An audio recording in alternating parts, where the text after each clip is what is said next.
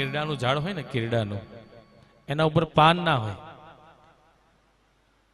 હવે એના પર પાન આવતા નથી એટલે વસંત ઋતુનો દોષ કહેવાય? કહેવાય એનો દોષ? એનો દોષ નથી. હવે ઘુવડ દિવસે જોઈ શકતું નથી, તેમાં સૂર્યનો દોષ કહેવાય?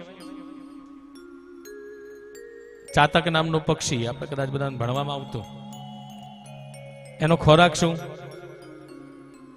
એનું મોઢું, જ્યારે વરસાદ પડે ને એટલે મોઢું ખુલ્લું રાખે અને જેટલા ટીપા એના મોઢામાં પડે એ એનું ભોજન. હવે જો એમાં કદાચ એક ટીપું ના પડ્યું હોય તેમાં વરસાદનો દોષ? એમ અહીંયા કથા થઈ રહી છે, કદામ કથામ બેઠા પણ હૈયે, પણ જો 7 દિવસ મન ચોખ્ખું ના રાખીએ ને, મન સ્થિર ના રાખીએ ને, તો આ કથા તમારા મારા જીવનમાં કદાચ ઉતરે નહીં. તેમાં કથાનો કોઈ દોષ હોતો નથી, દોષ આપણો પોતાનો જ. ઈચ્છા ઈશ્વરની છે. આપણે અહીંયા પહોંચ્યા, અહીંયા આયા પછી આપણે શું કરવાનું એ પછી આપણા ઉપર છે. વાતો કરવી કે ભગવાનની ભક્તિ કરવી આપણા ઉપર છે.